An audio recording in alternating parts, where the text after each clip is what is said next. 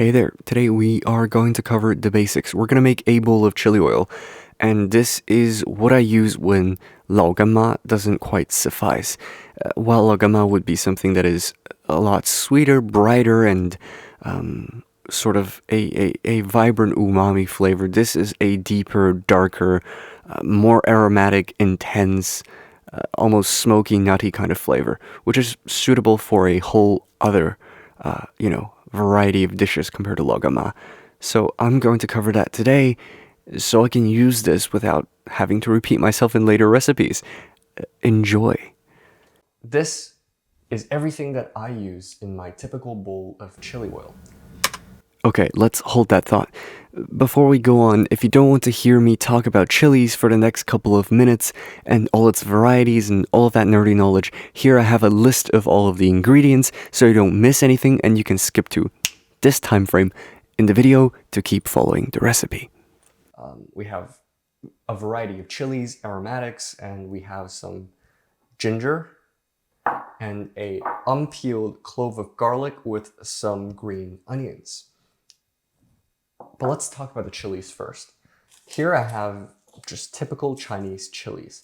These are sort of a good balance between spice level, the aroma that it produces, and color. It's not great at any of those three things, and that's why we have other chilies to balance out the flavor, the color, and everything else. I have a variety here. I believe this is a red lantern chili according to the vendor, but I think this is a slightly different variety. What I found from this is that it produces a lot of sort of body to the chili oil that is quite aromatic, but not sweet. It sort of has a smokier flavor. I have these lantern chilies, which really do look like lanterns. They're kind of also like cherries of some sort. These are a lot more aromatic. They don't produce a lot of color or spice. And I use this to add sort of a sweeter aromatic note to my chilies, to my chili oil. It sounds like I'm extracting coffee, but it's quite similar actually. And here I have some Korean chilies. I would not normally recommend using this particular chili just because it produces too much spice, in my opinion, for the amount of color that you get. But since I can't find an alternative that is good enough, you could also try using some Mexican chilies. It's going to have a different flavor profile, but you'll get the same idea. To round out the flavor, I have a small piece of licorice. This is going to make the chili oil sort of slightly sweeter and easier when it goes down your throat. I have some cinnamon. This is a small piece of cinnamon, but it'll add some warmth and sort of interesting sweet notes to your chili oil. You won't taste it. It'll just make the chili oil fuller in terms of mouthfeel. We also have some bay leaves. These bay leaves are there to sort of add almost a minty flavor that is going to help you, again, sort of avoid just really boring dry heat. And I have two kinds of cardamom here. They are both cardamom. I believe the white kind is actually technically called a true cardamom, and you won't find it in a lot of, I guess, Western grocery shops. But if you go to a Chinese supermarket, it'll likely still be labeled cardamom. Other than these things, you will need a nice and sturdy sort of glass bowl that is heat proof. This is what we're going to pour hot oil into to make our chili oil. Okay, in order for you to be able to crush your chilies in a pestle mortar, you need to first dry out the chilies. And the way we're going to do that is we're going to toss it in a wok. It's going to be on low-medium heat. We're going to toss for 3 to 5 minutes. Depending on the heat, it might take a little bit longer. As soon as you start to notice the chilies turning color, you want to start taking it out. What you want to do is you want to take that chili out of the wok or toss the entire wok into your fridge, freezer, or outside if it's really cold outside. You want the temperature to suddenly drop on the chilies so they lose all of their moisture and become nice and crumbly. Now we're going to crush the chilies. We're going to do that with some pestle and mortar. If you don't have one of these at home, use a rolling pin and put these on a flat board. And that should work too.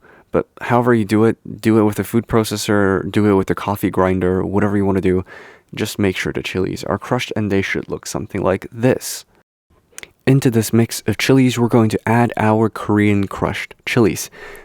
After that, we are going to wet the entire mixture of Korean crushed chilies and our own crushed chilies with some rice wine.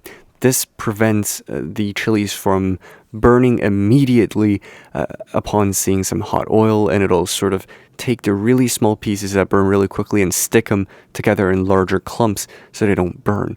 This way you don't get as much of a burnt, sort of unpleasant flavor in your chili oil, and you still taste some of the sweetness of the chili. 2 to 3 tablespoons should be just about enough.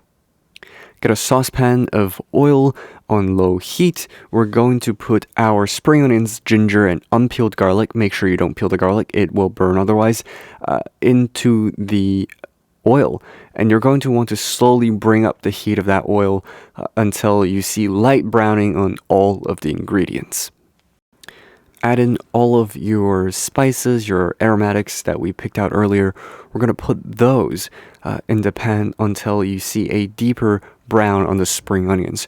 We're going to use the spring onions and the ginger to gauge sort of how cooked or extracted the dry spices will be, because they will either burn or show no changes. So keep an eye out on the green onions and disregard everything else.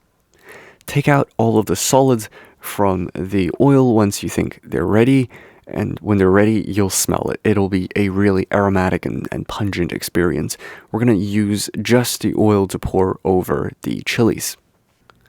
We started the extraction process of the chili oil with a little bit more rice wine. I was really concerned about how there were still some dry flakes in the chilies, so I added some more rice wine. Then I tried with about half a ladle's worth of oil. I saw that after the moisture bubbled off, nothing had burnt. It didn't smell burnt. I think the temperature looks about right. Then I add in a full ladle of oil. What this initial sort of, I guess you can say, extraction of the chilies will do is it'll let all of the moisture and alcohol come out of the chili and bring out most of the flavor. Then we want to cool everything back down with some peanut oil. And this is a good point to add some toasted sesame seeds. Then we are going to pour in more hot oil. And we're going to repeat this process until we get a satisfactory amount of oil out of the chilies.